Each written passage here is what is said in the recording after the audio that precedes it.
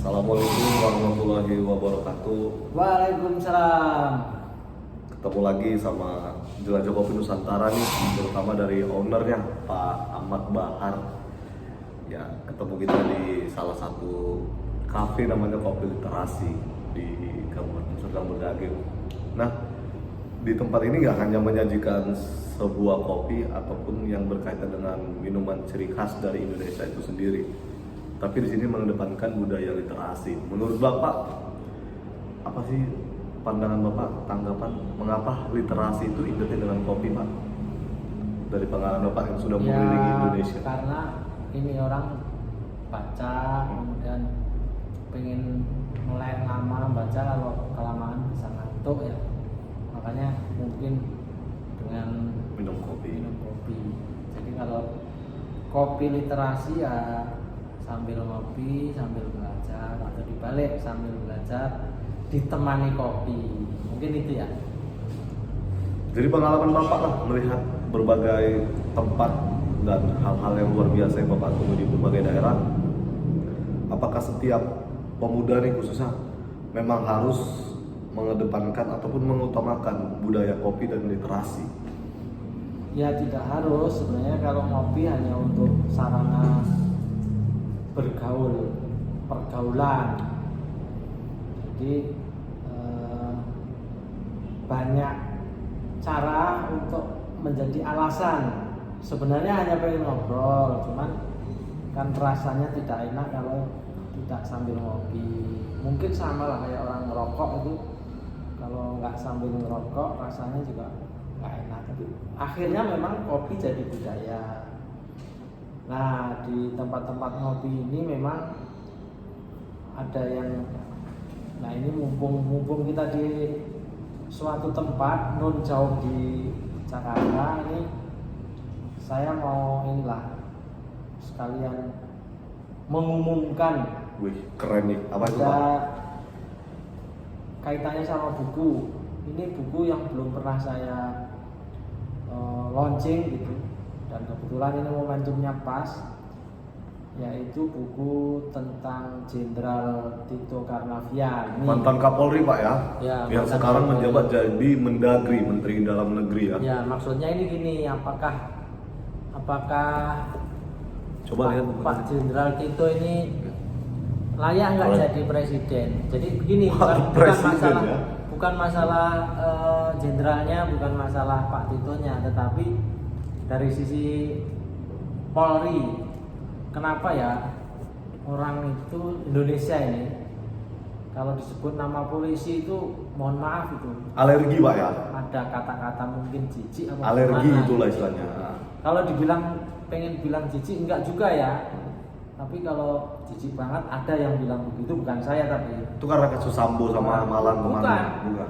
Dari sekian tahun itu, sekian periode dan generasi, mohon maaf kawan-kawan yang berprofesi baju coklat ini, bahkan ada istilah-istilah hama, wereng itu sama coklat juga. Jadi ada yang memberi istilah kawan-kawan dari Polri ini disebut begitu, tapi bukan saya. Sekali lagi saya hanya melanjutkan kata-kata itu, dan saya sering mendengar.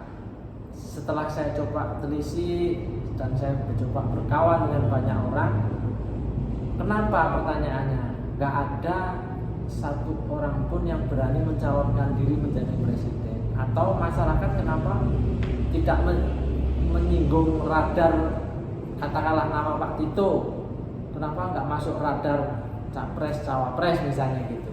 Nah ini kan jadi persoalan. Ya moga-moga. Nah ini ada jawabannya di sini.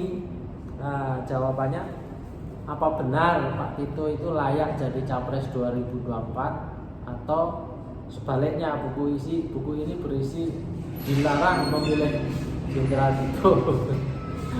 Tapi ngelihat dari pengalaman Pak Tito nih, Pak, beliau juga salah satu, bahkan satu-satunya Kapolri yang menjadi Kapolri usia muda, dan sekarang di masa usianya yang belum pensiun dia sudah menjabat sebagai Mendagri. Apakah ini sebuah poin penting bahwasanya Polri yang dianggap alergi oleh masyarakat justru karena sosok Pak Tito inilah yang membuat Polri ini menjadi naik stabilitas, Pak? Nah itu justru ini malah sekarang sudah mau mepet ke 2024. 2024, malah nama Pak Tito seperti hilang tertelan bumi. Meredup. Oke, menjadi mendagri, tetapi hanya hanya kebijakan dan ininya aja, tapi secara leadership, secara ini kenapa nggak disentuh oleh partai? Saya juga heran juga itu. Partai sepertinya menjauh itu dengan sosok bernama Tito Karnavian ini. Padahal pintar, punya kapasitas dia Pak ya. Padahal itu Dia punya kelebihan. Nah makanya ini kenapa pertanyaannya itu, kenapa masyarakat ini seperti seolah-olah benci dengan sosok polisi? Itu pertanyaannya, dan jawabannya ya mungkin bisa di bawah ini di komentar ini teman-teman coba kira kenapa gitu. Kok nggak ada yang tertarik menawarkan, jangankan presiden atau wapres, gubernur saja itu sangat jarang. Ada sih satu dua kayak mantan Wakapolda Kaltara, sekarang jadi gubernur Kalimantan Utara, oke. Tapi Sedikit Pak ya. sedikit sekali tuh porsinya itu. Berbeda dengan TNI ya kan. TNI malah banyak melahirkan menjadi seorang presiden. Nah, masalahnya di situ. Itulah kenapa Polri kok begitu itu. Artinya kita bicaranya ini sesuatu yang terjadi di masyarakat, dan saya kira ini menarik untuk dijadikan renungan bersama. Setidak-tidaknya ya bagi kawan-kawan yang berprofesi sebagai anggota polisi. Nah, terkait buku yang sudah Bapak tulis mengenai sosok jenderal yang penuh prestasi ini, apa saja isinya Pak yang membuat Bapak tertarik menulisnya gitu? Ya itu sih isinya, saya bersurat, Bapak kan orang hebat, Bapak prestasinya bagus, tapi kenapa Bapak tidak berani mencalonkan diri menjadi presiden atau wapres? Nah itu kan pertanyaan ya, jadi kan ini saya membuat surat terbuka. Kalau memang Bapak merasa berprestasi, coba aja lah sering-sering ini. Atau kalau perlu kita undang di podcast kita ini kan gitu. Podcastnya Peci Miring ya nggak? Langsung terkenal dong. Siapa? Ya kita. Bukan. Podcastnya. Saya udah terkenal. Pak Tito yang terkenal. Pak Luar biasa. Ini Mungkin Pak Bahar. ada lagi apa cukup dulu berseri itu? Tapi saya pikir gini lah Pak, apakah Pak Tito ini tidak mau mencalonkan karena dia sudah dikekang atau diintimidasi oleh semua partai untuk agar tidak maju, atau gimana gitu? Enggak. Belum dapat restu lah istilahnya. Bukan, ya. Kita melihat cermin aja. Jadi masyarakat itu bagian dari cermin. Nah, barangkali Pak Tito merasa, wah, cermin saya kok buruk ya maksudnya saya bukan dalam pengertian pribadi, tetapi Instansi. saya sebagai kelembagaan kok wajah di cermin masyarakat. Masyarakat itu kan seperti cermin. Apa yang kita berkaca di situ ya, itulah gambaran kita kan gitu. Nah, saya kira sementara kok itu ya yang saya lihat dari banyak informasi yang saya dapat.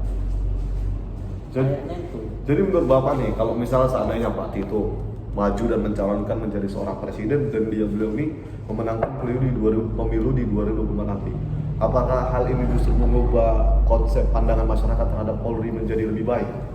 Harusnya begitu. Iya, harapan Pak ya. Cuman masalahnya kenapa nggak ada gitu? Bahkan katakanlah sekarang juga Pak Jenderal Listio itu Sigit. ada nggak kira-kira yang pengen mencalonkan beliau? Tapi menurut saya harus dibikinin buku dulu Pak. Kita begini. Ya, Pak Bahar siap membuat bukunya? Pak, saya belum tentu mau masalahnya. Oh, iya. Bayar 5 miliar Bapak nggak mungkin mau. Belum tentu mau. Kadang-kadang saya nggak tahu ya bisa begitu ya. Untuk Pak Sigit, temui Pak Bahar. Nah, beliau ingin membuatkan buku tapi belum tentu mau gitu. 5 miliar nggak mau. 5 miliar belum tentu mau. Oke, Kalau Jadi, 200 juta, Mau. 200 juta mau. Oke lah Pak. Kalau 5 miliar beliau juga nggak mau. Terlalu kemahalan. Jadi gitu aja lah Pak ya, sedikit berbincang ngobrol kita pagi ini Pak. Terima kasih Pak untuk para Oke. pembaca yang mengagumi sosok Pak Tito dan sosok Polri. Jangan lupa untuk dipesan buku dari karya Pak Bahar mengenai surat terbuka kepada yang terhormat Jenderal Tito Karnavian untuk mencalonkan diri menjadi Capres 2024. Salam presisi, salam sehat. Assalamualaikum warahmatullahi wabarakatuh.